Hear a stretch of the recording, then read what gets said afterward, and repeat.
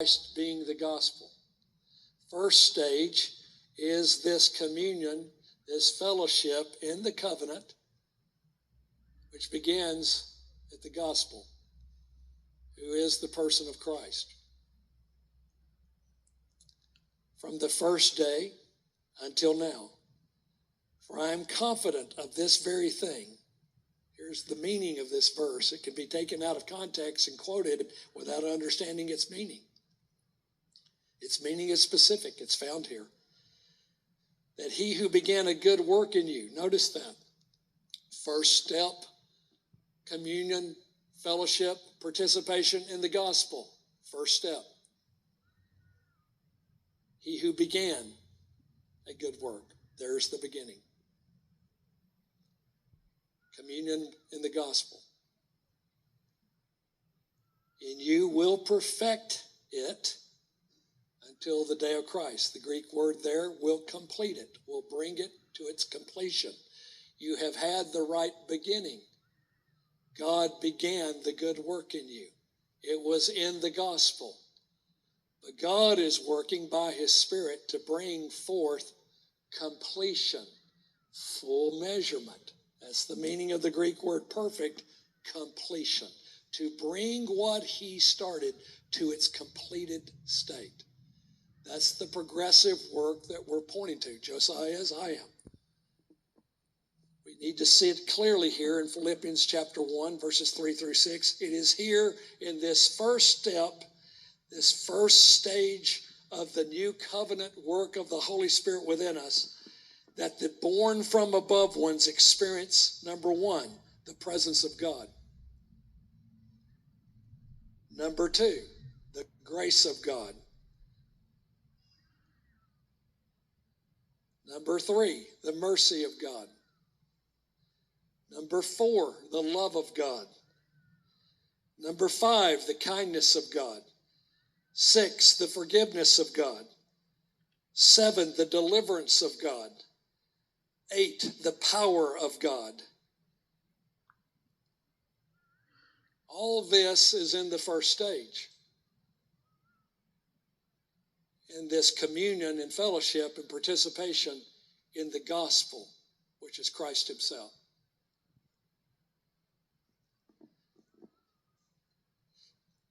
This should be, rightly so, a time of inward and outward newness of life. All things being made new. Because if there is no newness of life, you're not born from above. It's that simple. That kind of really puts the damper on people who are claiming to be born from above and still living the same way they've always lived. Oh, I'm saved. I know my Creator. I know my God. I know. You're an idiot. You are self-deceived, and you are trying to deceive others. Stop with the talk.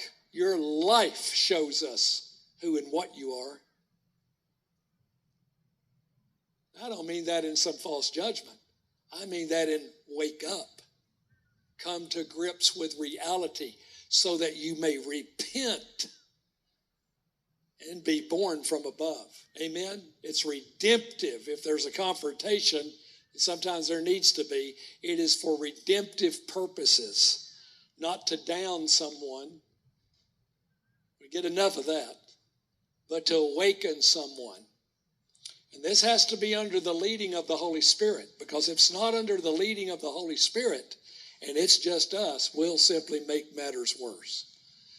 It is not a license for us to go off on someone, right? Not a license for us to act unbecomingly, right? This should then, let's go on, this should be a time of true joy, of coming to know and be drawn into God and his love. It's meant to be a time that captures us, where we are enamored, where we are being conquered in our hearts. A time to first experience the peace of God that passes all understanding. Is that not true? that comes from being at peace with God. Isn't that so? It is meant to be a time of living in a God-made womb where you are under his nursing care, his comforting hand, and his guidance as to your first baby steps. Really, before that, crawling. Again, though the church is ready to send us on evangelistic endeavors, the Spirit of God's trying to get us to crawl. What's wrong with that picture, Don? Something's wrong with this picture. These newborn ones. The thing they're ready for is what I'm describing. They're ready for love. They're ready for peace. They're ready for forgiveness. They're ready to getting to know God. Those first few years are so important for them to come to know him. We make it about outward stuff. It's about coming to know him. God can do whatever he wants to through us, but the work must not be our mindset. Knowing him must be. Why is it that it's this, Frank and Leah, this thing, you got to get out there. The lost needs you. We're running out of time. Those are all manipulation phrases to get you to go do something. Now, if you're 40 years old in the Lord and you're still nursing, what's wrong with that picture? It's not a good picture. Right? So, these first years are meant to be an intensive time frame of undistracted relation-building time of learning to bask in the pure presence of God in Christ by the Holy Spirit. That's what those first few years should be about. Not a time to be working and doing, and it's a time to be eating. It's a time to be drinking. It's a time to be resting. It's a time to be waiting. It's a time to be abiding. It's a time to be receiving. Yes and amen. God flowing through us in the occasional way of life testimony is not the primary purpose of that time, not the primary focus of that time. He is. And he should remain there. It's important that he become that, and it's right, Jim, so that he will remain our primary focus, right, Miss Jessica? Because if he isn't, what's this all about?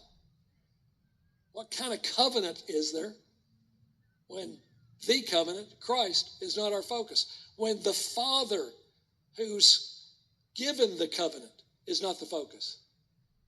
When the one assigned to bring forth that life covenantal relationship, the Holy Spirit, is not the focus? And I'm not talking about the Holy Spirit doing things. I'm talking about the Holy Spirit working. That should be the focus, right? Again, I'm looking at the first stage. Just bear with me. But folks, I'm afraid that we've not had a good first stage. That the church has had us all over the map.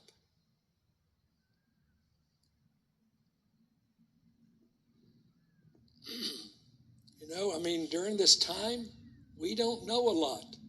The main thing we know is where to find the milk. Sorry.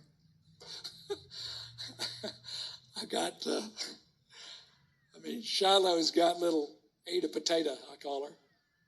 One thing she knows, where to find the milk. That's what she needs to know. Isn't that right? They're sweet and they're precious, as new believers should be. They're sweet, they're precious. They're not overwhelmed by everything that's going on and everything.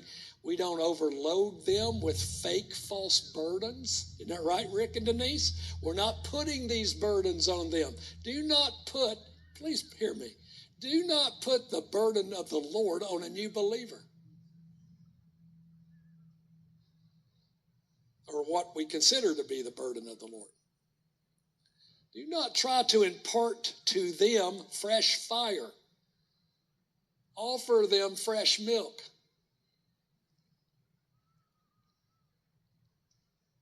We would never treat our 3-month-old children in such ways.